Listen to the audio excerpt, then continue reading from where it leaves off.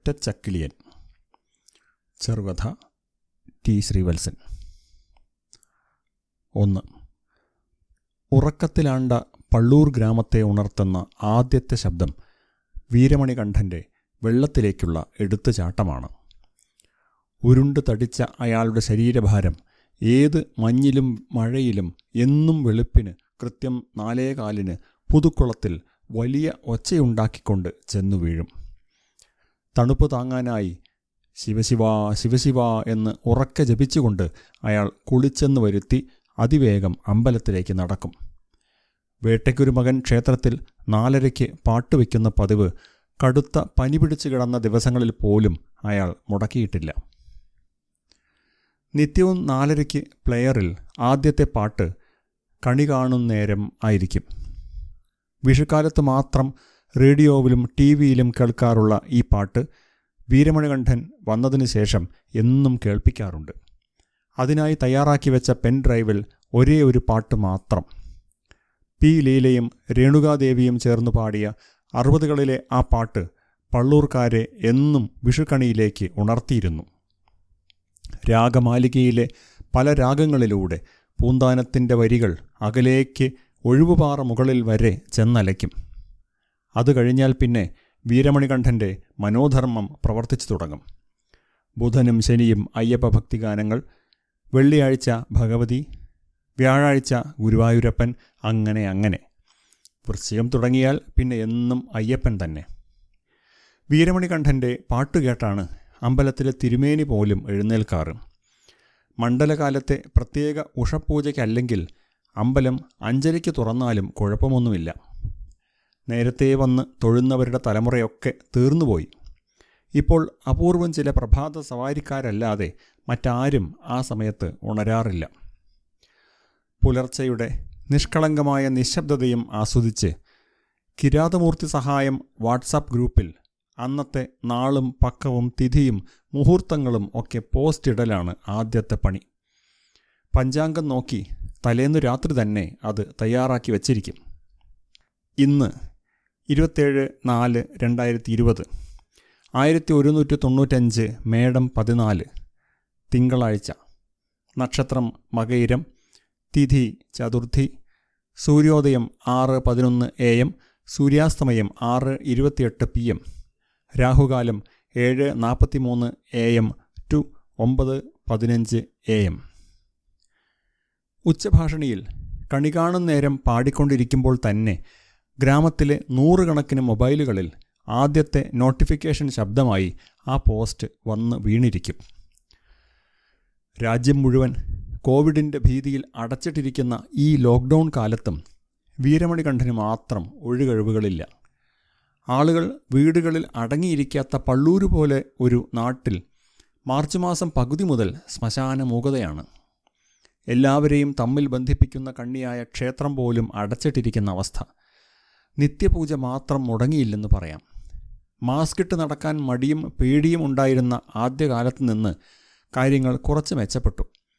നാട്ടുകാരുടെ മുമ്പിൽ പുതിയ ഹനുമാൻ മുഖവുമായി പ്രത്യക്ഷപ്പെടാൻ മടിച്ചവർ ആരോഗ്യവകുപ്പിൻ്റെയും പോലീസിൻ്റെയും ഇടപെടൽ കൊണ്ട് പതുക്കെ മാസ്കുകൾ ധരിച്ചു തുടങ്ങി.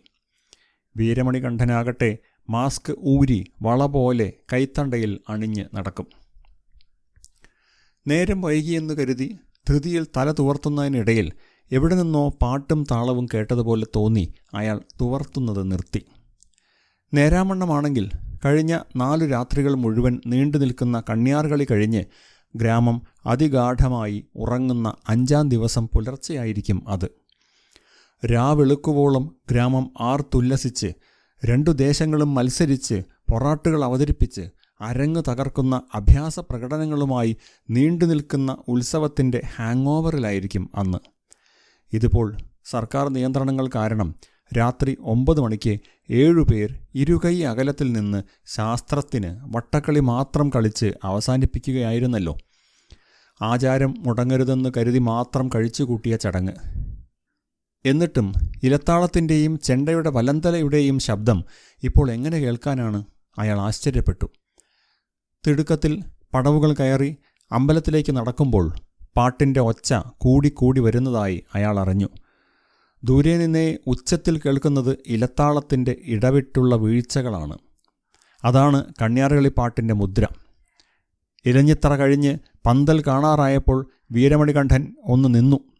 ഇല്ല, പന്തലിൽ ആരുമില്ല. കളിയുടെ അവസാന ചടങ്ങായ പൂവാരൽ കഴിഞ്ഞ് പുണ്യാഹം തെളിച്ച് പന്തൽ കാലുകൾ തമ്മിൽ ചരടുകൊണ്ട് ബന്ധിച്ചു വെച്ചതാണ്. ഇനി ഇത് 7 ദിവസം ഇങ്ങനെ കിടക്കും. താനിത് കുട്ടിക്കാലം മുതലേ കാണുന്നതാണ്. തിമിർത്തു കളിച്ച 4 രാത്രികളുടെ ആലസ്യം പൂണ്ട ഓർമ്മകളുമായി കുരുത്തോലകൾ കൊണ്ട് സമൃദ്ധമായി അലങ്കരിച്ച ആ പന്തൽ അങ്ങനെ നിന്ന് ഉണങ്ങിപ്പോകുന്നത്. പക്ഷേ ഇപ്പോഴിതാ ഉച്ചത്തിൽ അതിനകത്തു നിന്ന് പാട്ട് കേൾക്കുന്നു. കാൽച്ചിലങ്കയുടെ ശബ്ദം പന്തലിൽ അടുത്തും അകന്നും കേൾക്കുന്നു. വീരമണികണ്ഠന് കാലിൻ്റെ പെരുവിരലിൽ നിന്ന് ഒരു തരിപ്പ് പടർന്നു.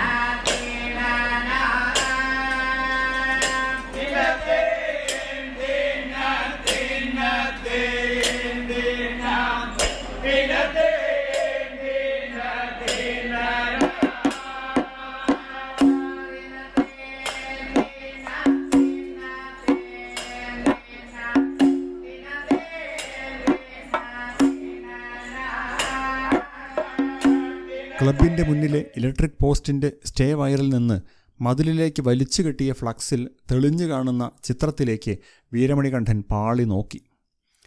പള്ളൂരിൻ്റെ ഒരേ ഒരു ഒറ്റച്ചക്കിലിയന് വിട. മേക്കപ്പും തലപ്പാവും ചുരുളും വേസ്റ്റ് കോട്ടും കൈ അലകുമായി ചിരിച്ചു നിൽക്കുന്ന കുളങ്ങര മഠത്തിൽ രവീന്ദ്രനാഥൻ നായർ എന്ന രവിയേട്ടൻ്റെ കണ്യാർകളി വേഷത്തിലുള്ള ആ ചിത്രം പുലരിക്കാറ്റിൽ പടപടാ ശബ്ദമുണ്ടാക്കിക്കൊണ്ട് ആടി ഉലഞ്ഞു. കോവിഡ് നിയന്ത്രണങ്ങൾ കർശനമായതുകൊണ്ട് സംസ്ഥാന അതിർത്തി കടത്തി ബോഡി കൊണ്ടുവരാൻ കഴിയാതെ കർണാടകത്തിൽ തന്നെ സംസ്കരിക്കേണ്ടി വന്നതോടെ രവിയേട്ടൻ്റെ സാന്നിധ്യം ഒന്നുകൂടി രൂക്ഷമായി. തിരുമേനി കുളി കഴിഞ്ഞ് വന്ന് നട തുറക്കാൻ ഇനിയും സമയമെടുക്കും. അതുവരെ ഇവിടെ ഇങ്ങനെ നിൽപ്പ് പന്തിയല്ല എന്ന് കണ്ട് വീരമണികണ്ഠൻ അന്ന് ക്ഷേത്രത്തിൽ പാട്ട് വയ്ക്കാതെ മടങ്ങി. 2. റെയിൽവേ സർവീസിൽ നിന്ന് റിട്ടയർ ചെയ്ത് വന്ന് നാട്ടിൽ ഒരു വീട് വയ്ക്കണമെന്ന് തീരുമാനിച്ചപ്പോൾ രവിയേട്ടന് ഒരു കാര്യത്തിൽ വാശിയുണ്ടായിരുന്നു. പുതുക്കുളത്തിന് ചുറ്റുമുള്ള ഏതെങ്കിലും ഒരു പ്ലോട്ടിലായിരിക്കണം തൻ്റെ വീട്. വലിയ കുളത്തിന് ചുറ്റുമാവുമ്പോൾ ധാരാളം കാറ്റും വെളിച്ചവും കിട്ടും. അമ്പലവും ആളുകളും ഉത്സവവും ഒക്കെ ഇവിടെ ഇരുന്നേ ആസ്വദിക്കാം. അയ്യപ്പൻ വിളക്കിൻ്റെ താലപ്പൊലിക്ക് 100 കണക്കിന് പെൺകുട്ടികൾ ഇരുവരിയായി നിന്ന് താലത്തിൽ വിളക്കുമേന്തി കുളത്തിന് പ്രദക്ഷിണം വയ്ക്കുമ്പോൾ അതിൻ്റെ പ്രതിഫലനം കുളത്തിൽ സൃഷ്ടിക്കുന്ന ദീപജാലം കണ്ട് കൺകുളിർക്കാം. ഓണപ്പിറ്റേന്ന് അവിട്ടത്തല്ലിന് പടിഞ്ഞാറേ മുറിക്കാർ കച്ചകെട്ടി ഭസ്മം പൂശി തലറി ധൂയി എന്ന് ഉച്ചത്തിൽ ആക്രോശിച്ച് കുളം ചുറ്റി ഓടിയെത്തുന്ന കാഴ്ച അത്ഭുതത്തോടെ കാണാം. പള്ളൂരിൻ്റെ മാനസ സരോവരം എന്ന് കൊതിപ്പിക്കുന്ന നീല നിശ്ചലത കണ്ട് നേരം പോക്കാം. അങ്ങനെ നോക്കി അദ്ദേഹത്തിന് വേട്ടയ്ക്കൊരു മകൻ ക്ഷേത്രത്തിൻ്റെ നേരെ എതിർക്കരയിലുള്ള ഉയർന്ന പ്ലോട്ട് കിട്ടി. അവിടെ 2.5 വർഷമെടുത്താണ് പ്രതീക്ഷ എന്ന് തന്നെ പേരിട്ട ഇരുനില ബംഗ്ലാവ് അദ്ദേഹത്തിന് പണിയാൻ കഴിഞ്ഞത്.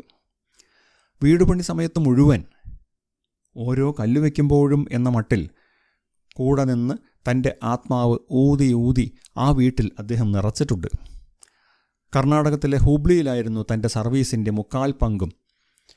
കന്നഡത്തിൽ ജനിച്ചു വളർന്ന ഒരു മലയാളിയെ തന്നെ വിവാഹം കഴിച്ച് വീട് വെച്ച് 2 ആൺമക്കളെ വളർത്തി അവർക്ക് ജോലിയാക്കം വരെ രവിയേട്ടൻ 37 വർഷമായി ഹൂബ്ലിയിൽ തന്നെയാണ്. ഭാര്യ രാധ കന്നഡ സാഹിത്യത്തിൻ്റെ കടുത്ത ആരാധികയാണ്. മലയാളം നേരെ സംസാരിക്കാൻ പോലും അറിയില്ല. മക്കളാണെങ്കിൽ കന്നഡത്തുകാരികളെ വിവാഹം ചെയ്ത് അവിടെ തന്നെ സ്ഥിരവാസം ഉറപ്പിക്കുകയും ചെയ്തു. നാട്ടിലേക്കുള്ള വരവ് അപ്പോൾ രവിയേട്ടൻ മാത്രമായി. വീടുപണി സമയത്ത് കന്നഡ യാത്രകൾ വളരെ വിരളമായിരുന്നു. ആദ്യമൊക്കെ തറവാട്ടിൽ താമസിച്ചെങ്കിലും 1-ാം നിലയുടെ വാർപ്പ് കഴിഞ്ഞതു മുതൽ അദ്ദേഹം ജനാലയും വാതിലുമില്ലാത്ത കെട്ടിക്കൊണ്ടിരിക്കുന്ന ആ വീട്ടിൽ തന്നെയാണ് അന്തി ഉറങ്ങിയത്. ഇങ്ങനെ ഒരു വീട്ടുപ്രാന്തൻ എന്ന് നാട്ടുകാർ നേരിട്ട് തന്നെ അദ്ദേഹത്തെ അധിക്ഷേപിക്കും. അദ്ദേഹം അതൊരു പ്രശംസയായിട്ടാണ് എടുക്കുക. ഗൃഹപ്രവേശം കഴിഞ്ഞ് അടച്ചിട്ട വീട് പിന്നീട് അടുത്ത വർഷം കണ്യാർകളി സമയത്താണ് തുറന്നത്. ഗ്രാമത്തിൻ്റെ ഹൃദയഭാഗത്തായതുകൊണ്ട് ഗ്രാമവാസികൾക്ക് ദിവസത്തിൽ ഒരിക്കലെങ്കിലും പുതുക്കുളത്തിനെ ചുറ്റിയുള്ള ആ വഴിയിലൂടെ കടന്നു പോകേണ്ടി വരും. കാലങ്ങളെടുത്ത് രവിയേട്ടൻ നാഗമാണിക്യം പോലെ ഊതി ഉണ്ടാക്കിയ പ്രതീക്ഷാ വീട് ജീവൻ്റെ അനക്കത്തിനായി പ്രതീക്ഷിച്ചിരിക്കുന്നത് കണ്ട് ആളുകൾ കഷ്ടം വയ്ക്കും. മുറ്റത്തെ മാവിൽ തേനീച്ചക്കൂടുപോലെ പൊതിഞ്ഞിരിക്കുന്ന മാങ്ങകൾ വരുന്നവരും പോകുന്നവരും കല്ലെറിഞ്ഞ് വീഴ്ത്തി എടുത്തുകൊണ്ടുപോകും. ഉണങ്ങി വീഴുന്ന തേങ്ങകൾ നാട്ടുകാർക്കുള്ളത്. വരിക്കപ്ലാവിൻ്റെ തേൻ വരിക്കകൾ അനാഥമായി നിന്ന് ജന്തുജാലങ്ങൾ തിന്ന് താഴെ വീണ് കിടന്ന് അളിയും. മുറ്റത്തും തൊടിയിലും കരിയിലകളും തെങ്ങോലകളും മടലുമൊക്കെ വീണ് നിറഞ്ഞ് പ്രതീക്ഷ നിരാശയുടെ നെടുവീർപ്പ് ഉതിർക്കും. ഓരോ തവണ രവിയേട്ടൻ നാട്ടിലേക്ക് വരുമ്പോഴും 3-4 ദിവസമെടുത്താണ് ആ വീട് ഒന്ന് ശ്വസിക്കാൻ പാകത്തിലാകുന്നത്. 6 മാസം കൂടുമ്പോൾ ഒരാഴ്ച നിൽക്കാൻ പാകത്തിൽ രവിയേട്ടൻ നാട്ടിലേക്ക് വരും. റെയിൽവേ ഹോസ്പിറ്റലിൽ ചെന്ന് സൗജന്യമായ ഹെൽത്ത് ചെക്കപ്പ് കഴിഞ്ഞ് വരുന്ന വഴി തേങ്കുറിശ്ശി ബിവറേജസിൻ്റെ പ്രീമിയം കൗണ്ടറിൽ കയറി തൻ്റെ ഇഷ്ട ബ്രാൻഡുമായി അദ്ദേഹം തിരിച്ചെത്തും. ലൈസൻസ് ആയല്ലോ. വീട്ടിലെത്തി മുകളിലെ ബാൽക്കണിയിൽ ചാരുകസേരയും ടീപ്പോയും എടുത്തുവെച്ച് അണ്ടിപ്പരിപ്പും ബദാമും കുറച്ച് കയ്യിലെ ഗ്ലാസ്സിലെ അമൃത് നുണഞ്ഞ് മുന്നിലെ വിശാലമായ നാട്ടിൻപുറക്കാഴ്ചയിൽ സ്വയം മറന്ന് ഓർമ്മകൾക്ക് വലിച്ചു പറിച്ച് തിന്നാനായി തന്നെ പച്ചക്കിട്ടുകൊടുത്ത് അങ്ങനെ അദ്ദേഹം ആ രാത്രി കഴിച്ചു കൂട്ടും. പിറ്റേന്നു മുതൽ വീട് വൃത്തിയാക്കലും അറ്റകുറ്റപ്പണികളും തന്നെ. സ്വന്തം ശരീരത്തെപ്പോലും ആരും ഇത്രയ്ക്ക് ശുശ്രൂഷിക്കില്ലെന്ന് കാണുന്നവർ അസൂയപ്പെടും. അത്രയ്ക്ക് ഗാഢമാണ് രവിയേട്ടന് പ്രതീക്ഷയോടുള്ള ബന്ധം. 3. ജനുവരി ഫെബ്രുവരി മാസങ്ങളായാൽ തന്നെ രവിയേട്ടൻ നാട്ടിലേക്കുള്ള ഒരുക്കങ്ങൾ ആരംഭിക്കും. വിഷു കഴിഞ്ഞ് പിറ്റേന്ന് വിഷുവേല, പിന്നെ ഇടക്കളി എന്ന 4 നാൾ അഭ്യാസം, 10-ാം നാൾ വേട്ടക്കരുമൻ പാട്ടും കളമെഴുത്തും, പിറ്റേന്ന് കണ്യാറുകളെ ആരംഭിക്കും. അതിൽ 2-ാം ദിവസമാണ് കാലങ്ങളായി താൻ കളിച്ചു വരുന്ന ഒറ്റച്ചക്കിലിയൻ എന്ന പൊറാട്ട്. അത് ആർക്കും വിട്ടുകൊടുക്കാറില്ല. അമ്മാവൻ കളിച്ച് പേരെടുത്ത ഒന്നായിരുന്നു ആ പൊറാട്ട്. അമ്മാവൻ ജീവിച്ചിരിക്കെ തന്നെ തനിക്ക് ചുവടുകളും പാട്ടും പറഞ്ഞു തന്നു. ഈ പൊറാട്ടിന് പ്രധാനം അതിൻ്റെ നെടുനെടുങ്കൻ സംഭാഷണങ്ങളാണ്. വാണാക്ക് എന്നാണ് അതിന് കണ്യാറുകളിയിൽ പറയുക. സഭയിലേക്ക് വന്ന അപരിചിതനോട് ഊരും പേരും ഉദ്ദേശവും ചോദിച്ചറിയുന്നതും അതിന് കളിക്കാരൻ തൻ്റേതായ ഭാഷയിൽ മറുപടി പറയുന്നതും ആണ് അത്. ഈ കളിയിൽ അത് കടുകട്ടി തത്വചിന്ത തന്നെയാണ്. അത്രയും ദൈർഘ്യമുള്ള വാക്യങ്ങൾ. ചക്കിലീനായതുകൊണ്ട് തമിഴിലാണ് ചോദ്യവും ഉത്തരവുമൊക്കെ. കാണാതെ തെറ്റാതെ പറയാൻ ആർക്കും കഴിയില്ല. അതുകൊണ്ടാണ് ഈ വയസ്സിലും രവിയേട്ടൻ തന്നെ അത് വർഷം തോറും കെട്ടുന്നത്. പ്രത്യേക ഈണത്തിൽ, ഉച്ചത്തിൽ, താളത്തിൽ അദ്ദേഹം അത് പറയുന്നത് കേൾക്കാൻ നല്ല രസമാണ്. വലിയ ശരീരം കൊണ്ട് കളിക്കുമ്പോൾ ചലനങ്ങളെല്ലാം അതിശയോക്തിപരമായി മാറും. ശരീരഭാരം കൊണ്ട് ഓരോ ചുവടും ഭൂമി കുലുക്കിക്കൊണ്ടും പൊടി പറത്തിക്കൊണ്ടും താണ്ഡവമാടും. ഒറ്റയ്ക്കൊരാൾ അരങ്ങ് നിറയ്ക്കുന്ന അത്ഭുത പ്രതിഭാസം. ഇടതടവില്ലാതെ 1.5 മണിക്കൂറിലേറെ സമയം കളിപ്പന്തലിൽ എല്ലാവരുടെയും നോട്ടപ്പാടിൽ ചുവട് പിഴയ്ക്കാതെ കളിച്ചു തീർക്കാൻ അസാമാന്യമായ സിദ്ധി തന്നെ വേണം. ഓരോ വട്ടവും കാലുകളുടെ വിന്യാസത്തിൽ രവിയേട്ടൻ പുതുമ കൊണ്ടുവരാൻ ശ്രമിക്കും. അത് മനോധർമ്മമാണ്. കണ്യാർകളിയിൽ മുഖഭാവത്തിന് പ്രാധാന്യമില്ല. പക്ഷേ താളക്കണക്കുകളെ കാലുകൾ കൊണ്ട് വ്യാഖ്യാനിക്കുന്നതിലാണ് ഓരോരുത്തരുടെയും വ്യക്തിത്വം. രവിയേട്ടൻ്റെ ഒറ്റച്ചക്കിലിയൻ കാലുകൾ കാണാൻ നെന്മാറയിൽ നിന്നും മഞ്ഞളൂരിൽ നിന്നും ഒക്കെ കളിപ്രേമികൾ വന്നെത്താറുണ്ട്. പഴകിപ്പിഞ്ഞിയ ഒരു നോട്ടുബുക്കിലാണ് രവിയേട്ടൻ കളിയുടെ പാട്ടും വാണാക്കും ഒക്കെ എഴുതി വച്ചിരുന്നത്. ഓരോ തവണയും അത് അദ്ദേഹം ഉരുവിട്ട് പഠിക്കും. വീട് കെട്ടി പൂർത്തിയാക്കിയതിൽ പിന്നെ അതിൻ്റെ മുകളിലെ ബാൽക്കണിയിൽ അങ്ങോട്ടും ഇങ്ങോട്ടും നടന്ന് ഉച്ചത്തിൽ തമിഴ് കലർന്ന ഭാഷയിൽ ചോദ്യോത്തരങ്ങൾ പറയുന്നത് പള്ളൂരുകാർ പല തവണ കണ്ടിട്ടുണ്ട്. സാപ്പു സലാം, അടേ നെയ്യാർ, ചക്കിലിയ പയ്യനയ്യാ സ്വാമി, നീ എന്തോ ഒരു ചക്കിലിയനടാ, കൊങ്കുനാട്ട് മാതാരി മലയാളത്ത് ചക്കിലിയ പയ്യനയ്യാ സ്വാമി, நீங்கள் ആരെല്ലാം കൂടി വന്നിരിക്കുന്നത്? நாங்கள் அண்ணன் தம்பி மாமன் மச்சான் 4 பேரோடு வந்திருக்குது சுவாமி. அவளெல்லாம் எங்கே போயிருக்கு? அவள் 4 திசைக்கு போயிருக்கு சுவாமி. ஏதெல்லாம் திசைக்கு போயிருக்கு? தெற்கென்றொரு திசை, வடக்கென்றொரு திசை, மேற்கென்றொரு திசை, കിഴക്കെன்றൊരു ദിശை, ഇപ്പടി 4 ദിശയ്ക്ക് പോയിരിക്കുതയ്യാ സ്വാമി. ചക്കിലിയൻ്റെ ഭാഷയ്ക്ക് അസാമാന്യ വ്യാകരണശുദ്ധിയും പ്രയോഗവൈഭവവും ഉണ്ടാവണമെന്ന് രവിയേട്ടന് നിർബന്ധമാണ്. മുഴക്കവും ഗാംഭീര്യവും തെറിച്ചു വീഴുന്ന ഭാഷ കൊണ്ട് സദസ്സിനെ പിടിച്ചിരുത്തണം. ജാതിയിൽ അതിനീചനും തൊഴിൽ കൊണ്ട് ചെരുപ്പ് കുത്തിയും സംസ്കാരം കൊണ്ട് ചത്ത പശുവിനെ തിന്നുന്നവനും ആണെങ്കിലും ഇവൻ സാക്ഷാൽ പരമശിവന്റെ അവതാരവും വേദോപനിഷത്തുകളും ശാസ്ത്രങ്ങളും എല്ലാം അരച്ചു കലക്കി കുടിച്ചവനുമാണെന്നാണ് കളിയിൽ സ്ഥാപിക്കാൻ പോകുന്നത്. നിസ്സാരനായ താൻ നാട്ടുപ്രമാണിമാരെയും കാണികളെയും തത്വോപദേശം ചെയ്ത് ഉദ്ധരിക്കാൻ എത്തിയവനാണെന്ന് ബോധ്യപ്പെടണമെങ്കിൽ അതിനുള്ള ഗാംഭീര്യം തൻ്റെ പ്രകടനത്തിലുണ്ടായിരിക്കണം. പള്ളൂർ ഗ്രാമത്തിൽ അത്രയ്ക്ക് ശാസ്ത്രജ്ഞാനം രവിയേട്ടനെ കഴിഞ്ഞേ മറ്റാർക്കെങ്കിലുമുള്ളൂ. അഭ്യാസവേളയിൽ കളിയാശാൻ രവിയേട്ടനോടാണ് ഉപദേശം തേടാറുള്ളത്. പാട്ടും വിരുത്തവും സംഭാഷണങ്ങളും എഴുതിവെച്ച നോട്ടുപുസ്തകവുമായി കളിയച്ഛൻ കുഞ്ഞുകുട്ടൻ ആശാൻ അഭ്യാസത്തിന് നേതൃത്വം നൽകുമ്പോൾ രവിയേട്ടൻ അദ്ദേഹത്തെ പരിഹസിക്കും. ഏട്ടേ, 10-60 കൊല്ലമായില്ലേ ഈ കളിയും കൊണ്ട് നടക്കണു, ഇനിയും പുസ്തകം ഉപേക്ഷിക്കാറായില്ലേ? അത് പിന്നെ സംഗതി ഒറ്റച്ചക്കലിയാനാ രവി. 3.5 മണിക്കൂർ കളിക്കുന്ന മാരിയമ്മയും വേട്ടുവക്കണക്കരും എനിക്ക് നിസ്സാരമാണ്. ഇതങ്ങനെയല്ല. ലോകശാസ്ത്ര കാവ്യ തത്വങ്ങൾ മുഴുവൻ മനഃപാഠമാക്കണം. ഇവൻ ചില്ലറക്കാരനല്ല. ഏതുറക്കത്തിലും എന്നോട് ചോദിച്ചോളൂ, ഞാൻ തെറ്റാതെ പറയാം. കളി കഴിഞ്ഞാലും കുറേ ദിവസത്തേക്ക് ചക്കലിയൻ എന്നിൽ നിന്ന് ഇറങ്ങിപ്പോകാറില്ല. പറഞ്ഞത് ശരിയാണെന്ന് ബോധ്യപ്പെടുത്തും വിധത്തിൽ പുതുക്കുളത്തിൻ്റെ വക്കത്തുകൂടി നടക്കുന്ന പള്ളൂരുകാർ അക്കൊല്ലത്തെ കണ്യാറുകളി കഴിഞ്ഞിട്ടും അടുത്ത ചില രാത്രികളിൽ പ്രതീക്ഷാ വീട്ടിൻ്റെ മട്ടുപ്പാവിൽ നിന്ന് ഉച്ചത്തിലുള്ള രവിയേട്ടൻ്റെ വാണാക്കുകൾ കേൾക്കാറുണ്ട്. ആനാൽ സ്വാമി അതെപ്പിടിയൻ്റാൽ പരാപരങ്ങളിൽ പരന്തോன்றി, പരത്തിൽ ശിവൻ തോன்றി, ശിവനിൽ ശക്തി തോன்றി, ശക്തിയിൽ പുത്തി തോன்றി, പുത്തിയിൽ പൂതാവി തോன்றി, പൂതാവിയിൽ ബിന്ദു തോன்றി, ബിന്ദുവിൽ വായു തോன்றി, വായുവിൽ ആകായം തോன்றി, ആകായത്തിൽ ഇരവി തോன்றി, ഇരവിക്ക് പരവി തോன்றി, പരവിയിൽ പക്ഷി തോன்றി, പക്ഷിയിൽ അന്നം തോன்றി, അന്നത്തിൽ രസം തോன்றി, രസത്തിൽ ശുക്ലം തോன்றി, ശുക്ലത്തിൽ ശോണിതം തോன்றി, ശോണിതത്തിൻ നടുവിലെ ഒരു ചുഴിയുണ്ടായി, മെയ്യപ്രമാണമെன்று ഒരു ദ്വാരവും 5 പഞ്ചഭൂതവും 9 ദ്വാരവും 96 തത്വവും കൂടിയിരിக்கிற ഒരു കട്ടയിരിക്കുന്നത്, അന്ത കട്ടയിലെ വന്തി പിറന്നിരിക്കരുത്. താഴെ വഴിയരികിൽ അത് കേട്ടു നിൽക്കുന്നവർ കോരിത്തെരിക്കും. ജീവൻ്റെ ഉൽപ്പത്തിയെക്കുറിച്ചുള്ള വിവരണമാണ്. തമിഴ് ശൈവ സിദ്ധാന്തത്തിൻ്റെ അടിസ്ഥാന സങ്കല്പങ്ങൾ. ഇതൊക്കെ അരച്ചു കലക്കി കുടിച്ചവനാണ് ഒറ്റച്ചക്കിലിയൻ. അതിൻ്റെ മുപ്പൊരുളുകളായ പതി, പശു, പാശം എന്നിവയെക്കുറിച്ച് ആഴത്തിലറിയാൻ രവിയേട്ടൻ പല നാളുകളായി പഠിച്ചുകൊണ്ടിരിക്കുന്നു. ബ്രഹ്മാണ്ഡം മുഴുവൻ നിർമ്മിച്ചിരിക്കുന്നത് ഈ 3 പൊരുളുകളാലാണ്. ഈശ്വരൻ എന്ന പ്രാഥമിക ശക്തി, ജീവൻ എന്ന 2ാം പൊരുൾ, അറിവില്ലാത്ത ജഡങ്ങളായ 3ാം പൊരുൾ. ഇതല്ലാത്ത ഒന്നും ഈ പ്രപഞ്ചത്തിലില്ല.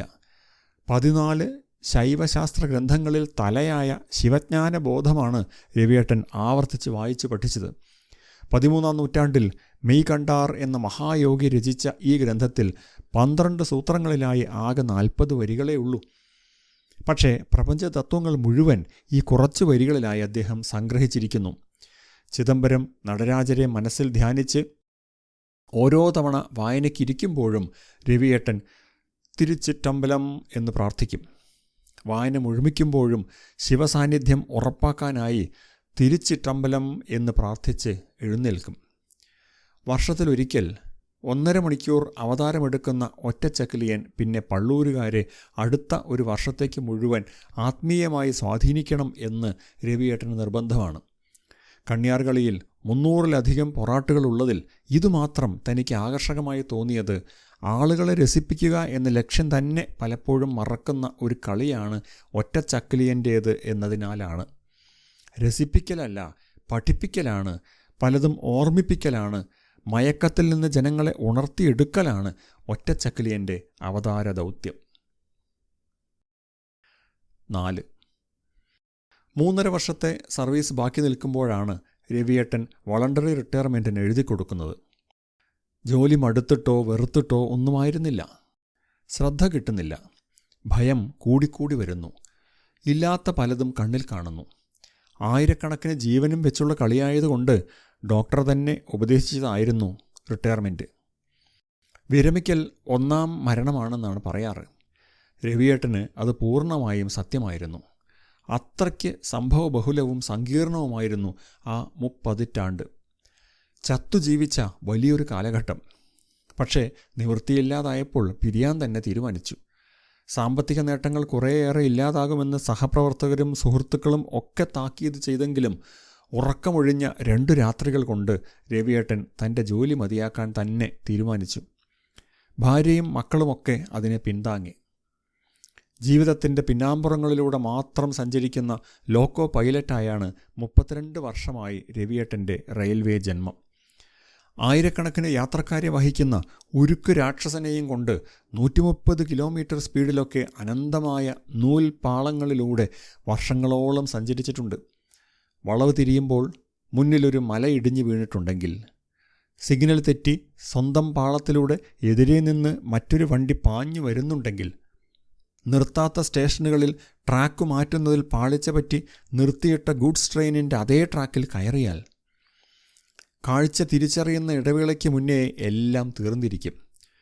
നിയന്ത്രണമില്ലാത്ത ഒരു റോളർ കോസ്റ്റർ യാത്രയായി 30-ലധികം വർഷം രാപ്പകൽ തൻ്റെ ഔദ്യോഗിക ജീവിതം നയിച്ച രവിയേട്ടൻ ഒടുവിൽ സ്വയം വിരമിക്കാൻ തീരുമാനിക്കുകയായിരുന്നു. ലക്ഷക്കണക്കിന് കിലോമീറ്ററുകൾ യാത്ര ചെയ്തിട്ടും എങ്ങുമെത്താത്ത യാത്രികൻ. വിരമിക്കുന്ന അവസാനത്തെ യാത്ര പുറപ്പെടുമ്പോഴും പൊന്നിൻ കിരാതമൂർത്തിയെ മനസാ ധ്യാനിച്ച് മരിച്ചുപോയ അച്ഛനമ്മമാരെയും സ്വന്തം കുടുംബത്തെയും ഓർത്ത് ആങ്സൈറ്റി കുറയ്ക്കാനായി ഡോക്ടർ നിർദ്ദേശിച്ച മരുന്ന് കഴിച്ച് അദ്ദേഹം ക്യാബിനിൽ കയറി. മൊബൈൽ വാൾപേപ്പറായി കിരാതമൂർത്തിയുടെ ചിത്രം തന്നെയാണ് വെച്ചിട്ടുള്ളത്. എപ്പോഴും തൊട്ടു തൊഴാനും നെഞ്ചോട് ചേർക്കാനും. അതൊരു ധൈര്യമാണ്. മൂപ്പര് വിളിച്ചാൽ വെളിപ്പുറത്താണ്. അത്രയ്ക്ക് ശക്തിയാണ്. അസിസ്റ്റൻ്റ് കൃഷ്ണപ്പ രവിയേട്ടന് വേണ്ടതെല്ലാം ചെയ്തുകൊണ്ട് കൂടെയുണ്ട്. ലോക്കോ പൈലറ്റുമാരുടെ ജീവിതകഥകൾ ഇപ്പോൾ ധാരാളമായി മാധ്യമങ്ങളിൽ പ്രത്യക്ഷപ്പെടുന്നുണ്ട്. രവിയേട്ടനുമുണ്ട് മാസങ്ങളോളം ഉറക്കം നഷ്ടപ്പെടുത്തിയ സംഭവങ്ങൾ. എണ്ണമറ്റ റൺ ഓവറുകൾ. പാളത്തിൽ അപകടമായോ ആത്മഹത്യയായോ മനുഷ്യജീവൻ പൊലിയുന്നതിന് റെയിൽവേ നൽകിയ ഓമനപ്പേരാണ് റൺ ഓവർ. ആത്മഹത്യകൾ അധികവും സ്ത്രീകളുടേതാണ്. എഞ്ചിൻ്റെ മുന്നിലുള്ള കാറ്റിൽ ഗാർഡിൽ നീണ്ട തലമുടി കുടുങ്ങി ശരീരഭാഗങ്ങളും വലിച്ചുകൊണ്ട് വണ്ടി കുറേ നീങ്ങും. അസിസ്റ്റൻറ്റിനെ വണ്ടിയിൽ തന്നെ ഇരുത്തി താൻ തന്നെ ഇറങ്ങിച്ചെന്ന് അറ്റൻഡ് ചെയ്യുകയാണ് പതിവ്. അസാമാന്യ മനക്കരുത്തുള്ളവർക്കേ ഇതൊക്കെ കണ്ടു നിൽക്കാൻ തന്നെ പറ്റൂ. രവിയേട്ടൻ പറയും, സ്ത്രീകളുടെ ഓമനത്തം മുഴുവൻ അവരുടെ നെറ്റിയിലായിരിക്കും. അറ്റുപോയ തലയിലാണെങ്കിൽ പോലും അവിടം ഒന്ന് തലോടാൻ തോന്നിപ്പോകും എന്ന്. അടുത്ത സ്റ്റേഷനിൽ അറിയിച്ച് പോലീസ് എത്തി ബോഡി ക്ലിയർ ചെയ്തിട്ടേ അവിടെ നിന്ന് നീങ്ങാൻ പറ്റൂ. ദമ്പതിമാരുടെ ആത്മഹത്യയൊക്കെ വിചിത്രമായ രീതിയിലായിരിക്കും. ഒരു രാത്രിയിൽ വളവ് തിരിഞ്ഞു വന്ന വണ്ടി അവ്യക്തമായ ഒരു കാഴ്ച കണ്ട് ബ്രേക്കിടേണ്ടി വന്നു. പാളത്തിൻ്റെ നടുക്ക് ഇലകളും പൂക്കളും കൊണ്ട് ഒരു മെത്തയുണ്ടാക്കി പരിപൂർണ നഗ്നരായി ഇണചേരുന്ന നിലയിൽ ഒരാണും പെണ്ണും. അബദ്ധമല്ല, ആ നിലയിൽ മരിക്കാൻ തീരുമാനിച്ച് വന്നിരിക്കുകയാണ് അവർ. ആദ്യം എന്തോ വിചിത്ര ജീവിയാണെന്നാണ് രവിയേട്ടൻ വിചാരിച്ചത്. സ്ത്രീയുടെ 2 കാലുകളും വി ആകൃതിയിൽ ആകാശത്തേക്ക് ഉയർന്നു നിൽക്കുന്നു. പുരുഷൻ അവളിലേക്ക് ആണ്ടിറങ്ങിയിരിക്കുന്നു. ബ്രേക്ക് അപ്ലൈ ചെയ്യാനുള്ള ഇടവേള കിട്ടും മുന്നേ വലിയ ശബ്ദത്തിൽ അവരെ വണ്ടി തട്ടിക്കഴിഞ്ഞു. ആ പ്രദേശമാകെ ചോര ചീറ്റിത്തെറിച്ച് ശരീരഭാഗങ്ങൾ എമ്പാടും ചിതറി. രവിയേട്ടൻ പിന്നെ ദിവസങ്ങളോളം ഉറക്കമില്ലാതെ കഴിച്ചുകൂട്ടി. ഭാര്യയെ തൊടുമ്പോഴൊക്കെ രവിയേട്ടൻ ആ ദൃശ്യമോർത്ത് പിൻവാങ്ങും. രവിയേട്ടൻ്റെ മുടിയിൽ തഴുകി അവർ സമാധാനിപ്പിക്കും. ഒരിക്കൽ രവിയേട്ടൻ അവരോട് ഒരു സംഭവം പറഞ്ഞിരുന്നു. പെരുമഴയുള്ള ഒരു രാത്രി ഷണ്ടിങ്ങിനായി എഞ്ചിനും ഓടിച്ച് സ്റ്റേഷനിൽ നിന്ന് നീങ്ങിയതാണ്. വെളിച്ചം കുറഞ്ഞ അറ്റത്തെത്തിയപ്പോൾ പാളത്തിൻ്റെ നടുക്ക് ഒരു പെൺകുട്ടി മഴ മുഴുവൻ നനഞ്ഞ് കരഞ്ഞൊലിച്ചുകൊണ്ട് നിൽക്കുന്നു. പലതവണ ഹോൺ മുഴക്കി. വണ്ടി അടുത്തെത്തിയിട്ടും അവൾ മാറുന്ന വട്ടമില്ല. വയലറ്റ് വെളിച്ചത്തിൽ ആകാശം പൊട്ടിപ്പെയ്യുന്ന മഴയത്ത് അവൾ അതേ നിൽപ്പ്. യമധർമ്മനെപ്പോലെ മുന്നിൽ അലറി നിൽക്കുന്ന തീവണ്ടിയെ അവൾ കാമം പൂണ്ട കൈകളുമായി മാടി വിളിക്കുകയായിരുന്നു. രവിയേട്ടന് ഇറങ്ങിച്ചെന്ന് പിടിച്ചു മാറ്റേണ്ടി വന്നു. അവൾ വാശി പിടിച്ച് കുതറി നിലവിളിച്ച് കരയാൻ തുടങ്ങി. രവിയേട്ടൻ്റെ കൈകളിൽ കടിച്ചും മാന്തിയും അവൾ ആക്രമിക്കാൻ തുടങ്ങി. ബലിഷ്ഠമായ തൻ്റെ കൈകൾ കൊണ്ട് അദ്ദേഹം അവളുടെ ചെകിട്ടത്ത് ആഞ്ഞടിച്ച് വീഴ്ത്തി. പിന്നെ നനഞ്ഞു കുതിർന്ന അവളെ വാരിയെടുത്ത് ക്യാബിനിൽ കയറ്റി സ്റ്റേഷനിൽ എത്തിക്കേണ്ടി വന്നു. പിന്നീടാണ് രസം. രവിയേട്ടനെതിരെ സ്ത്രീപീഡനത്തിന് അവൾ കേസ് കൊടുത്തു. റെയിൽവേ ജീവിതത്തിലെ ആദ്യത്തെ പ്രഹരമായിരുന്നു അത്. വർഷങ്ങളെടുത്തു അതിൽ നിന്ന് കഷ്ടി ഊരിയെടുക്കാൻ. പെൺകുട്ടിക്ക് മാനസിക രോഗമാണെന്നും ആത്മഹത്യാശ്രമത്തിന് കേസെടുക്കണമെന്നും ഡോക്ടർ വിധി എഴുതിയാണ് അന്ന് രക്ഷപ്പെട്ടത്. പക്ഷേ കൊടും മഴയത്തുള്ള ആ പെൺകുട്ടിയുടെ നിൽപ്പ് രതിയും മൃതിയും തമ്മിലുള്ള പുതിയ പാഠങ്ങൾ രവിയേട്ടനെ പഠിപ്പിക്കുന്നതായിരുന്നു. സ്ത്രീകളുടെ നിത്യകാമുകനാണ് തീവണ്ടി എന്ന് അദ്ദേഹം വിധി എഴുതിയത് അങ്ങനെയാണ്. രതിക്ക് സന്നദ്ധയായി മലർന്ന് കണ്ണടച്ച് കിടക്കുന്ന ഓരോ സ്ത്രീയും ആത്മഹത്യയ്ക്ക് തയ്യാറായി പാളത്തിൽ കിടക്കുന്നത് പോലെയാണെന്ന് രവിയേട്ടന് വെറുതെ തോന്നും. 5. എന്തുകൊണ്ടാണ് തനിക്ക് ഒറ്റച്ചക്കിലിയനോട് ഇത്രയ്ക്ക് താതാത്മ്യം എന്ന് രവിയേട്ടൻ പലപ്പോഴും ഓർത്തു നോക്കാറുണ്ട്. തൻ്റെ സാഹചര്യവുമായോ ജോലിയുമായോ ഒന്നും പ്രത്യക്ഷത്തിൽ യാതൊരു ബന്ധവുമില്ലാത്ത, ഏതോ കാലത്തും ദേശത്തും മാനസികാവസ്ഥയിലുമുള്ള കഥാപാത്രം. എന്നിട്ടും എന്തേ തിനതേന്തിന തിന തേന്തിന എന്ന വായ്ത്താരി കേൾക്കുമ്പോഴേക്കും വെളിച്ചപ്പാട് ആവേശിക്കും പോലെ തന്നിലേക്ക് ചക്കിലിയൻ ആവേശിക്കുന്നത്? ചക്കിലിയൻ്റെ വംശാവലി പറയുമ്പോൾ രവിയേട്ടൻ നിന്ന് വിറയ്ക്കും. താൻ ആരാണെന്നും തൻ്റെ ഉത്ഭവം എവിടെ നിന്നാണെന്നും ഊറ്റം കൊള്ളുന്ന സന്ദർഭം. മുന്നുക്ക് പിറന്നത് യമൻ, അതുക്കും പിറക് യമധർമ്മൻ, അതുക്കും പിറക് ജാമ്പവാൻ, അതുക്കും പിറക് തിരുവള്ളുവർ, അതുക്കും പിറക് അമ്പലാര്, അതുക്കും പിറക് പാക്കനാര്, ഇപ്പടി 6 പിറപ്പും കഴിന്ത് 7ാമത് പിറപ്പിൽ അടിയൻ ചക്കിലിയനായി വന്ന് പിറന്നിരിക്കതയ്യാ സ്വാമി. എന്നാൽ അടുത്ത നിമിഷം എല്ലാ അഹന്തകളുടെയും കടയ്ക്കൽ തീ കൊളുത്തിക്കൊണ്ട് ജീവിതത്തിൻ്റെ ക്ഷണികതയെക്കുറിച്ച് ചക്കിലിയൻ ബോധിപ്പിക്കും. ആനാൽ സ്വാമി വേടിയാർതുക്ക് മുന്നേ അന്ത കറുകനാമ്പിൻ തലയിലെ മഞ്ചത്തണ്ണി എപ്പടി നിപ്പാർ സ്വാമി. സൂര്യോദയവേളയിൽ വജ്രം പോലെ തിളങ്ങുന്ന മഞ്ഞുതുള്ളിയിൽ അത്ഭുത മഹാസൗന്ദര്യം മുഴുവൻ ദർശിച്ച് അടുത്ത നിമിഷം ഒരു ഇളങ്കാറ്റിൽ ആ മഞ്ഞുകണം താഴെ വീണ് പൊലിയും പോലെ അല്പായുസ്സാണ് ജീവിതം എന്ന്. ഇങ്ങനെ രണ്ടറ്റവും തൊടുന്ന ദാർശനിക ചിന്തയാണ് ചക്കിലിയൻ്റെ കരുത്ത്. അതൊക്കെ വിശദീകരിക്കുമ്പോൾ രവിയേട്ടൻ്റെ കണ്ണുകൾ തിളങ്ങും. അമ്മയുടെ ഗർഭത്തിലിരിക്കുമ്പോൾ താൻ കണ്ട സ്വപ്നമാണ് താൻ എന്ന് ചക്കിലിയൻ പറയുന്നു. 5 ഇന്ദ്രിയങ്ങളും ത്രിഗുണങ്ങളും ഷഡാധാരങ്ങളും ഒക്കെ അടങ്ങുന്ന തൻ്റെ തത്വം നെഞ്ചിൽ 51 അക്ഷരങ്ങളാൽ കുറിച്ചിട്ടിരിക്കുന്നു എന്നാണ് പറയുന്നത്. നെറുകയിൽ സഹസ്രാര പത്മം വിടർത്തുന്ന മഹാശക്തി. തൻ്റെ ജന്മദൗത്യം സ്വപ്നത്തിൽ ദർശിച്ച് ജന്മമെടുത്ത മഹായോഗിയാണ് ഈ ചക്കിലിയൻ. എന്നാൽ തനിക്കായി നീക്കിവെച്ച ദൗത്യം എന്ന് പൂർത്തിയാക്കുന്നുവോ അന്ന് യമകിങ്കരന്മാർ വന്ന് തിരിച്ചു വിളിക്കുമ്പോൾ താൻ പകച്ചു നിൽക്കില്ലെന്നും പിന്തിരിഞ്ഞോടില്ലെന്നും അവൻ ആണയിടുന്നു. മരണത്തെ തൻ്റെ ഇടത്തോടെ നേരിടേണ്ടത് എങ്ങനെയെന്ന് ചക്കിലിയൻ നമ്മളോട് പറയുകയാണ്. രവിയേട്ടൻ ഈ ഭാഗങ്ങളൊക്കെ ആടുമ്പോൾ മഹാശിവഭക്തൻ നന്ദനാരുടെ പുനർജന്മമാണെന്ന് തോന്നിപ്പോകും. ചിദംബര ക്ഷേത്രത്തിൽ അഗ്നിപരീക്ഷയ്ക്ക് ഇരയായ മറ്റൊരു ചക്കിലിയൻ. രവിയേട്ടൻ പെരിയ പുരാണത്തിൽ നന്ദനാർ ചരിതം വായിച്ചിട്ടുണ്ട്. ചിദംബരം ക്ഷേത്രത്തിലേക്ക് പറവാദ്യമുണ്ടാക്കാൻ വേണ്ട തോല് കൊണ്ടുവരുന്നതും യാഴ് എന്ന വാദ്യത്തിൽ കെട്ടിവരിയാനുള്ള തോൽക്കയർ ഉണ്ടാക്കുന്നതും നന്ദനാരാണ്. പൂജയ്ക്ക് ആവശ്യമുള്ള ഗോരോചനം എന്ന വാസനാദ്രവ്യം കൊണ്ടുവരുന്നതും അദ്ദേഹമാണ്. ഊണിലും ഉറക്കത്തിലും ശ്വാസത്തിൽ പോലും പരമശിവനെ പ്രാർത്ഥിച്ചു കഴിയുന്ന മഹാഭക്തനായ നന്ദനാർ. പക്ഷേ അദ്ദേഹത്തിൻ്റെ ജാതി അദ്ദേഹത്തെ ക്ഷേത്രത്തിൽ പ്രവേശിക്കുന്നതിൽ നിന്നും വിലക്കി. എന്നും ക്ഷേത്രനടയിൽ വന്നു നിന്ന് അദ്ദേഹം ഉള്ളുരുകി വിളിക്കും. എല്ലാ ശിവക്ഷേത്രങ്ങളിലും നടക്കൽ നിന്നാൽ നേരെ ശിവനെ കാണാനാവില്ല. സാക്ഷാൽ നന്ദികേശൻ ശ്രീകോവിലിന് മുന്നിൽ നടയടച്ചിരിക്കുന്നുണ്ടാവും. തിരുപ്പൻകൂറിലുള്ള ശിവലോകനാഥർ സ്വാമി കോവിലിൽ ഒരിക്കൽ നന്ദനാർ ചെന്ന് തൊഴാൻ നേരം മുന്നിലെ നന്ദികേശനെ കണ്ട് മനമുരുകി കരഞ്ഞു വിളിച്ചു. ഈ നന്ദികേശൻ കാരണം തനിക്ക് അങ്ങയെ ഒരു നോക്ക് കാണാൻ പോലും കഴിയാതെ വന്നല്ലോ എന്ന്. ശിവൻ ആ വിളി കേട്ടു. നന്ദികേശനോട് തൻ്റെ നടക്കൽ നിന്ന് അല്പം മാറിയിരിക്കാൻ ആജ്ഞാപിച്ചു. ദേവനെ കൺകുളിർക്കെ കണ്ട് നന്ദനാർ നിർവൃതി അടഞ്ഞു.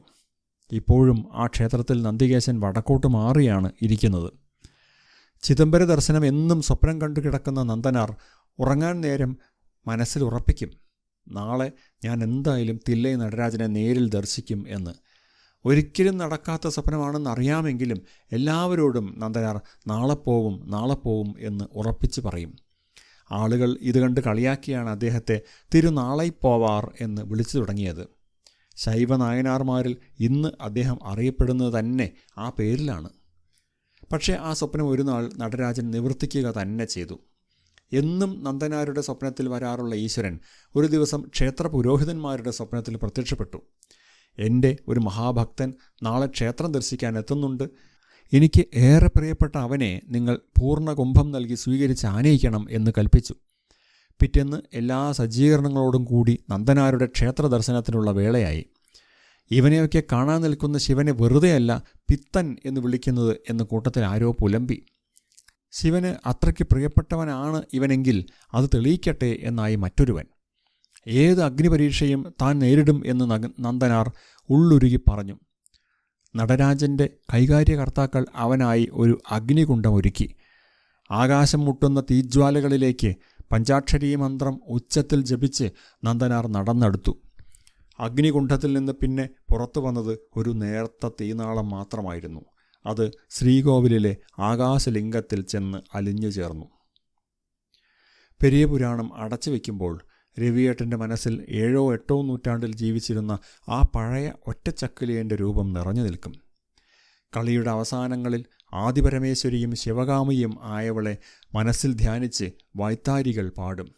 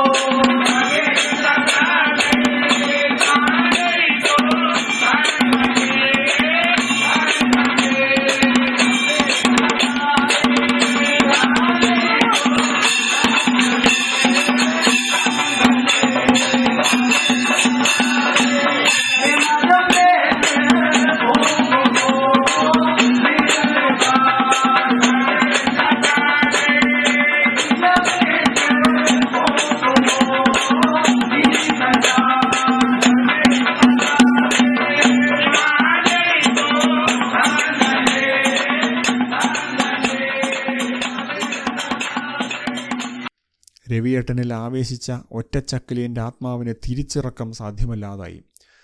തൊഴുതു കലാശം കഴിഞ്ഞ് വാരിക്കൂട്ടി തൊഴുത് പന്തലിൽ നിന്ന് ഇറങ്ങുമ്പോഴേക്കും അദ്ദേഹത്തിന് നിലത്ത് കാലുറയ്ക്കാതായി. കളിച്ചതിൻ്റെ ക്ഷീണമായിരിക്കും എന്ന് കരുതി ആരൊക്കെയോ അദ്ദേഹത്തെ താങ്ങി. ചെറിയ ഉടലിൽ വലിയ തത്വം താങ്ങുന്നതിൻ്റെ അസന്തുലിതത്വമാണ് അത് എന്ന് ആർക്കും അറിയാനായില്ല. 6. പള്ളൂരുകാരായ വിദേശികളിൽ ഏറ്റവും സമ്പന്നനും അതുകൊണ്ട് തന്നെ സ്വീകാര്യനുമായ വിജയൻ ഡോക്ടർ ഒരിക്കൽ പറഞ്ഞു, രവിയേട്ടൻ്റെ മരണം ശരിക്കും ഒരു സ്കെയറി ഡെത്തായിരുന്നു.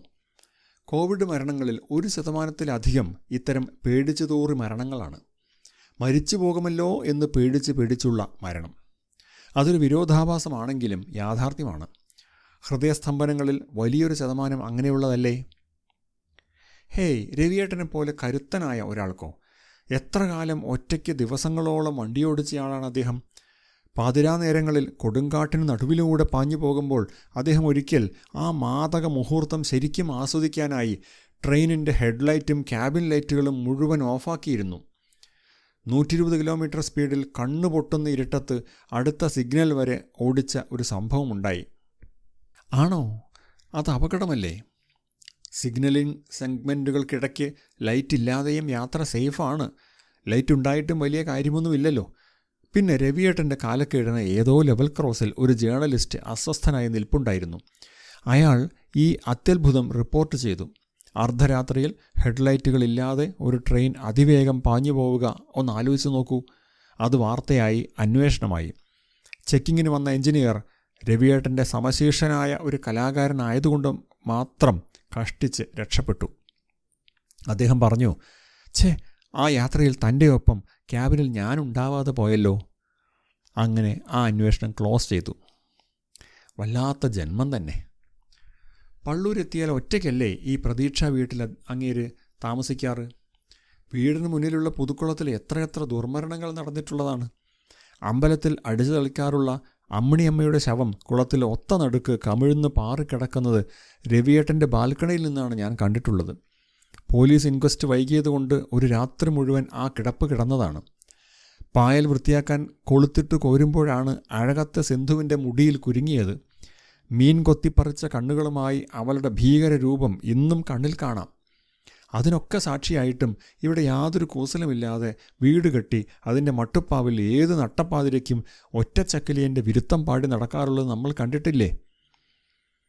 മറ്റുള്ളവരുടെ മരണം ഉൾക്കൊള്ളുന്നത് പോലെയല്ല സ്വന്തം മരണത്തിൻ്റെ സാധ്യത തിരിച്ചറിയുമ്പോഴുള്ള ഞെട്ടൽ. ലോകത്താകമാനം ഇതുവരെ കൊറോണ മൂലം മരിച്ചവർ 70 ലക്ഷത്തിലധികം പേരാണ്. അതിൽ എത്ര പേർക്ക് ശരിക്കും കൊറോണ ബാധിച്ചിരുന്നു എന്ന് നമുക്കറിയാമോ? അതെന്താ, ആശുപത്രി റെക്കോർഡുകളിൽ മരണകാരണം രേഖപ്പെടുത്തിയിട്ടുണ്ടാവില്ലേ? ഉണ്ടാവും, പക്ഷേ അത് ക്ലിനിക്കലി പ്രൂവ് ചെയ്യണമെന്നൊന്നുമില്ല. അക്കാലത്തുള്ള എല്ലാ അസ്വാഭാവിക മരണങ്ങളും കൊറോണയുടെ കണക്കിൽ എഴുതി തള്ളുകയായിരിക്കും. നോക്കൂ, റെക്കോർഡുകൾ പ്രകാരം 2020 മാർച്ച് 11 തുർക്കിയിൽ ലോകത്താദ്യമായി കൊറോണ മരണം സ്ഥിരീകരിച്ചത്. പക്ഷേ ജനുവരി മുതലേ മരണങ്ങൾ സംഭവിക്കുന്നുണ്ടെന്ന് നമ്മൾ തിരിച്ചറിഞ്ഞതല്ലേ? അജ്ഞാത രോഗം, അകാരണമായ മരണം, ഇതായിരുന്നല്ലോ ആദ്യമൊക്കെ. അതെ, അകാരണമായ മരണം വാർത്തകളിൽ നിറയുമ്പോൾ അതുണ്ടാക്കുന്ന ഉത്കണ്ഠ പതുക്കെ ദിനംതോറും വളരുകയായിരുന്നു. പിന്നെ അത് നമ്മുടെ രാജ്യത്തെത്തുന്നു, ജില്ലയിൽ, നാട്ടിൻപുറങ്ങളിൽ, പിന്നെ ബന്ധുക്കളിൽ, ഉറ്റവരിൽ, അങ്ങനെ നമ്മളെ മരണം നോട്ടമിട്ടു എന്ന് തോന്നൽ ശക്തമാവുന്നു. രോഗം പകരാതിരിക്കാനായി നിർദ്ദേശിച്ച സോഷ്യൽ ഐസൊലേഷൻ ഒരുപാട് വിധത്തിലുള്ള ഉത്കണ്ഠാരോഗങ്ങൾക്കും വിഷാദ രോഗങ്ങൾക്കും കാരണമായിട്ടുണ്ട്. നമ്മളൊക്കെ അടിസ്ഥാനപരമായ വ്യക്തികളാണെങ്കിലും നമുക്ക് ആർക്കും തികച്ചും തനിച്ച് ജീവിക്കാനുള്ള ത്രാണിയൊന്നുമില്ലല്ലോ. ഒട്ടും മനുഷ്യപ്പറ്റില്ലെന്ന് നമ്മൾ എഴുതിത്തള്ളുന്ന ആളുകൾ പോലും ഒറ്റപ്പെടലിൻ്റെ ആഘാതം താങ്ങാനാവാതെ ആത്മഹത്യ ചെയ്യുന്ന കേസുകളുണ്ട്. കൊറോണ നമ്മളെ ശരിക്കും ഒറ്റപ്പെടുത്തി അല്ലേ? സത്യം. 2ാം ലോക മഹായുദ്ധകാലത്തെ മരണങ്ങളുടെ അസംബന്ധതയാണ് അസ്തിത്വവാദം പോലുള്ള ചിന്താരീതികൾക്ക് കാരണമായത് എന്ന് പറയാറുണ്ട്. യുദ്ധം ഒരു തരത്തിൽ മനുഷ്യർ സൃഷ്ടിച്ച അസംബന്ധതയാണ്. എന്നാൽ കോവിഡോ? അതും മനുഷ്യ സൃഷ്ടിയാണെന്ന് ഒരു വാദമുണ്ടല്ലോ.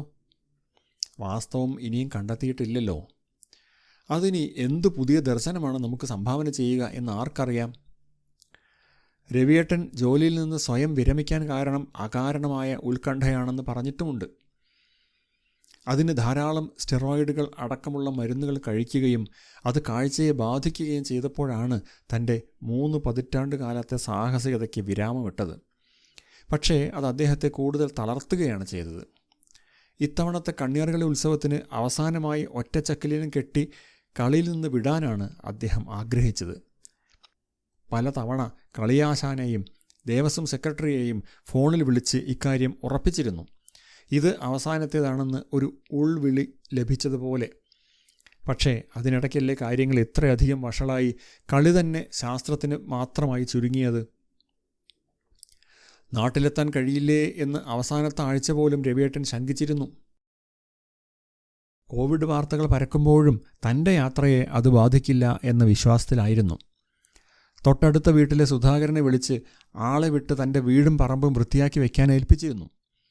ചക്കിലിയൻ്റെ രാജാപ്പാർട്ട് വേഷം, പച്ചയും ചുവപ്പും നിറത്തിലുള്ള ചുരുളും വേസ്റ്റ് കോട്ടും പുതുതായി തുന്നിക്കാൻ ടൈലർ മണിയെ വിളിച്ചേൽപ്പിച്ചു. കൊടുവായൂർ ടൗണിൽ ചെന്ന് വില കൂടിയ തുണി വാങ്ങി തൻ്റെ അളവിന് തുന്നി വയ്ക്കാൻ പറഞ്ഞുകൊണ്ട് രവിയേട്ടൻ മണിയെ പലതവണ വിളിച്ചിരുന്നു.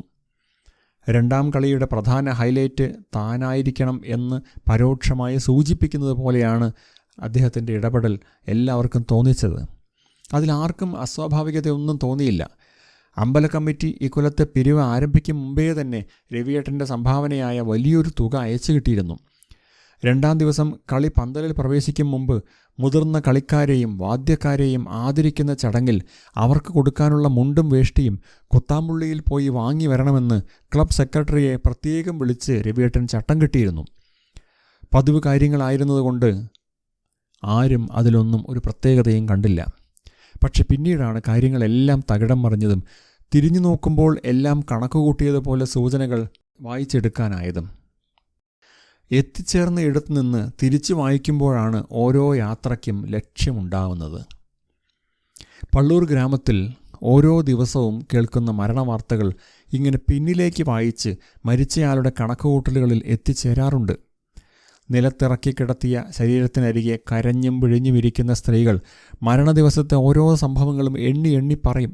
എന്നിട്ട് തീരുമാനിക്കും, മൂപ്പര് എല്ലാം കണക്കുകൂട്ടിയിട്ട് തന്നെയാ, ഞാൻ പൊട്ടത്തി, അതൊന്നും മനസ്സിലാക്കിയില്ല, പോകാൻ നേരത്തുകൂടി മൂപ്പരെ ചൊടിപ്പിച്ചല്ലോ ഈശ്വരാ. വീണ്ടും കരച്ചിൽ. കൂടെയുള്ളവർ സമാധാനിപ്പിക്കും, ഇതൊന്നും നമ്മുടെ കയ്യിലല്ലല്ലോ, മോളിൽ ഒരാൾ എല്ലാം നേരത്തെ നിശ്ചയിച്ചിട്ടുണ്ട്. അതിലും വലിയ ഒരു വിധി പ്രസ്താവന വേറെയില്ല. അതിനെതിരെ അപ്പീൽ കൊടുക്കാൻ ആർക്കും ധൈര്യമില്ല. നാട്ടിൻപുറങ്ങളിൽ വിവാഹം പോലെ, കാതുകുത്തും തിരണ്ട് കല്യാണവും പോലെ ജീവിതത്തിലെ ഒരു ഘട്ടം മാത്രമാണ് മരണം. നാട്ടുകാർക്ക് ഒത്തുകൂടാനും നാട്ടുവർത്തമാനം പറയാനുമുള്ള വെറും ഒരു കാരണം. മരിച്ചു കിടക്കുന്നയാളെ നോക്കി പരമഭാഗ്യവാൻ എന്നൊക്കെ അസൂയയിലും സംതൃപ്തിയിലും വിശേഷിപ്പിക്കാൻ അവിടങ്ങളിലേ കഴിയൂ. കിടക്കുന്ന കിടപ്പ് കണ്ടില്ലേ, കള്ളച്ചിരിയും ചിരിച്ച്. ഇരിപ്പും നടപ്പും പോലെ സ്വാഭാവികമായ ഒരു പ്രവൃത്തിയാണ് ഈ മരിച്ചു കിടപ്പും അവർക്ക്. പക്ഷേ രവിയേട്ടൻ്റെ മരണം പള്ളൂരുകാർക്ക് അത്തരം അവസരങ്ങളൊന്നും നൽകിയില്ല. മന്നത്തും പൂവത്തും ചോട്ടിലും ചെറാക്കോട് മൊക്കിലും കൂട്ടം കൂടി നിന്ന് പറഞ്ഞു തീർക്കാം എന്ന് വെച്ചാൽ അതിനും ഈ നശിച്ച കോവിഡ് സമ്മതിക്കുന്നില്ല. പിന്നെ ഉള്ളത് ഫോൺ വിളികളും വാട്സപ്പ് ഗ്രൂപ്പുകളും മാത്രം. മഹാമാരികളുടെ ഭയാശങ്കകൾക്കിടയിൽ രവിയേട്ടൻ്റെ മരണം പള്ളൂരാകാശത്തിൽ കട്ടികൂടിയ ഒരു കരിമേഘമായി അടഞ്ഞു കിടന്നു. 7. വീരമണികണ്ഠൻ അമ്പലം തുറക്കാതെ തിരിച്ചുപോയതറിയാതെ തിരുമേനി കുളി കഴിഞ്ഞ് ഉച്ചത്തിൽ നാമം ജപിച്ചുകൊണ്ട് നട തുറക്കാനെത്തി. വാതിൽക്കൽ താക്കോൽ കൂട്ടം വച്ചിരിക്കുന്നത് കണ്ട് ഒന്ന് സംശയിച്ചെങ്കിലും നാമജപം നിർത്താതെ തന്നെ അതുമെടുത്ത് മുഖമണ്ഡപത്തിലേക്ക് കയറി. ശ്രീകോവിലിൻ്റെ മണിച്ചിത്രപ്പൂട്ട് പണിപ്പെട്ട് തുറന്ന് 2 തവണ മണിമുഴക്കി വാതിൽ തള്ളിത്തുറന്ന് തല തട്ടാതിരിക്കാൻ നല്ലവണ്ണം കുനിഞ്ഞ് അകത്ത് കയറി. ആഘേടായ വനേചരസ്യ ഗിരിജാസക്തസ്യ ശംഭോസുത ത്രാതും യോ ഭുവനം പുരാ സമജനിഖ്യാത കിരാതാകൃതി. കിരാതാഷ്ടകം ഉറക്കെ ചൊല്ലിക്കൊണ്ട് തിരുമേനി നിർമാല്യത്തിനുള്ള ഒരുക്കങ്ങൾ ആരംഭിച്ചു. വായുസഞ്ചാരവും വെളിച്ചവും കുറഞ്ഞ ശ്രീകോവിലിനകത്തെ വീർപ്പുമുട്ടലുമായി ഒന്ന് പാകപ്പെടുവാൻ അദ്ദേഹം കുറച്ച് സമയമെടുത്തു. നടയടച്ച് പൂജയ്ക്കായി താൻ അകത്തിരിക്കുമ്പോൾ ശ്വാസം കിട്ടാതെ വിഷമിക്കാറുണ്ടെങ്കിലും ചടങ്ങും മന്ത്രങ്ങളും മുഴുവൻ തീർത്തേ ദീപാരാധന നടത്താറുള്ളൂ. അകത്തുള്ളയാൾ മഹാപോക്രിയാണെന്ന് കേട്ടിട്ടുണ്ട്. സമരപ്രിയനാണ്. അർജുനൻ്റെ അഹന്തയകറ്റി പാശുപതാസ്ത്രം വരം കൊടുക്കാൻ പരമേശ്വരനും പാർവതിയും രൂപമെടുത്ത കിരാതനും കിരാതിക്കും പിന്നീട് കാട്ടിൽ കഴിയുന്ന കാലത്ത് ജനിച്ച പുത്രനാണ്. ശരിക്കും കാട്ടാളക്കുഞ്ഞ്. അതിൻ്റെ വെറിയും ശൗര്യവും കൊണ്ട് പൊറുതിമുട്ടി മഹാവിഷ്ണു നേരിട്ട് പ്രത്യക്ഷപ്പെട്ട് ദിവ്യമായ ചുരിക സമ്മാനിച്ച് പണി കൊടുത്തതാണ്. ചുരിക സമ്മാനിക്കുമ്പോൾ അദ്ദേഹം ഒരു വ്യവസ്ഥയേ പറഞ്ഞുള്ളൂ. അത് ഒരിക്കലും കയ്യിൽ നിന്ന് താഴെ വയ്ക്കരുത്. ഇടം കൈയിലാണെങ്കിൽ അമ്പും വില്ലും കൂട്ടിപ്പിടിച്ചിരിക്കുന്നു. ഇനി എന്തു ചെയ്യും? ദിവ്യായുധങ്ങൾ കയ്യിലുണ്ടായിട്ടും അത് പ്രയോഗിക്കാനാവാതെ ഈ കിരാതസൂനു അടങ്ങിയിരിക്കുകയാണ്. പക്ഷേ ആ മുഖത്തെ ശൗര്യവും ക്രോധവും കാണുകെ ദുഷ്ടശക്തികൾ ഭയന്ന് അകന്നു മാറും. ക്ഷിപ്രകോപിയും ക്ഷിപ്രപ്രസാദിയുമായതുകൊണ്ട് നാട്ടുകാരുടെ മഹാശ്രയമാണ്. അതുകൊണ്ട് ഭയഭക്തിയോടെ വിധിയാമണ്ണം മാത്രമേ എല്ലാ കർമ്മങ്ങളും ചെയ്യാറുള്ളൂ. തൻ്റെ ജന്മദേശമായ തുളുനാട്ടിൽ നിന്ന് ഈ ഓണാങ്കേറ മൂലയിൽ വന്ന് കഷ്ടപ്പെടണമെങ്കിൽ അതിനു മാത്രം ഗതികേട് ജീവിതത്തിലുണ്ടെന്ന് ഓർക്കണമല്ലോ. കിരാതമൂർത്തിയും വടക്ക് ബാലുശ്ശേരി കോട്ടയിൽ നിന്ന് ഇവിടെ വന്നെത്തിയ പരദേശിയാണെന്ന് കേട്ട് കേൾവിയുണ്ട്. പക്ഷേ ഇദ്ദേഹത്തെ സേവിക്കാൻ തുടങ്ങിയ അന്നു മുതൽ തൻ്റെ വേവലാതികൾ ശമിക്കുന്നതായി തിരുമേനിക്ക് അനുഭവപ്പെട്ടിരുന്നു. ജീവിതത്തെ നേരിടാൻ ഒരു ബലം കിട്ടുന്നത് ഇവിടെ വന്നത് മുതൽക്കാണ്. ദക്ഷിണ വെച്ച് നമസ്കരിക്കുന്ന പ്രജകളെ ഇരുകൈയും ഉയർത്തി അനുഗ്രഹിക്കുമ്പോൾ ഉള്ളിൽ അജ്ഞാതമായ ഒരു പ്രകാശം തെളിയും. പുറത്ത് എന്തോ ഒച്ച കേട്ട് തിരുമേനി തിരിഞ്ഞു നോക്കി. മേടമാസക്കാറ്റിൽ ഇളകിയാടുന്ന മരക്കൊമ്പുകളും തെങ്ങോലുകളും മാത്രം. പക്ഷേ മുറ്റത്തെ 9 കാൽ പന്തലിൽ നിന്ന് എന്തോ തെറിച്ചു വീഴുന്ന ശബ്ദം വീണ്ടും കേട്ടു. ശ്രദ്ധിച്ചപ്പോൾ അത് കണ്യാർകളിയിൽ ഉപയോഗിക്കുന്ന കാൽ ചിലമ്പും കൈയലകും ആണെന്ന് കണ്ടു. ഞെട്ടിത്തരിച്ച് സോപാന പടവുകളിറങ്ങി തിരുമേനി പുറത്തെത്തി. മുഖമണ്ഡപത്തിലെ തൂണുചാരി നിന്ന് കിതയ്ക്കുമ്പോൾ ഓരോന്നോരോന്നായി അഴിഞ്ഞു വീഴുന്ന കാഴ്ച കാണായി. വീതിയിൽ കസവ് വെച്ച തലപ്പാവ്, മിന്നിത്തിളങ്ങുന്ന കഴുത്താരം, സാറ്റിൻ തുണിയിൽ തീർത്ത ചുരുളും വേസ്കോട്ടും, ചുവന്ന ഇടുപ്പുപട്ട ഒന്നൊന്നായി പന്തലിന് പുറത്തേക്ക് തെറിച്ചു വീഴുന്നു. സൂക്ഷ്മത്തിൽ സൂക്ഷ്മമായി ഇലത്താളത്തിൻ്റെ ശബ്ദം കേൾക്കാകുന്നു. അതുമാത്രം ശ്രദ്ധിക്കേ, ഉരുക്കുമായി താളം കൊട്ടുന്ന ഒരു തീവണ്ടിയുടെ ഒച്ചയായി അത് തിരുമേനിക്ക് തോന്നി. പള്ളൂരിൻ്റെ അടുത്ത പ്രദേശങ്ങളിലൊന്നും തീവണ്ടിപ്പാളമില്ലെങ്കിലും ഇലത്താളത്തിൻ്റെ സ്ഥായിയിൽ അത് ദൂരേക്ക് പാഞ്ഞു പോകുന്ന ഒരു വണ്ടിയുടെ പ്രതീതിയുണ്ടാക്കി തേങ്ങി അകന്നു.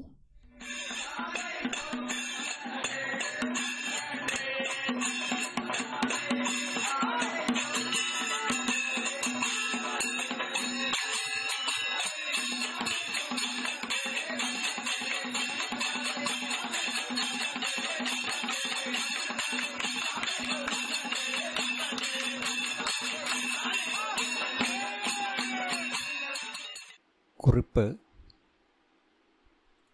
പാലക്കാട് ജില്ലയിലെ കിഴക്കൻ പ്രദേശങ്ങളിൽ പ്രചാരത്തിലുള്ള നാടൻ അനുഷ്ഠാന കലാരൂപമാണ് കണ്യാർകളി.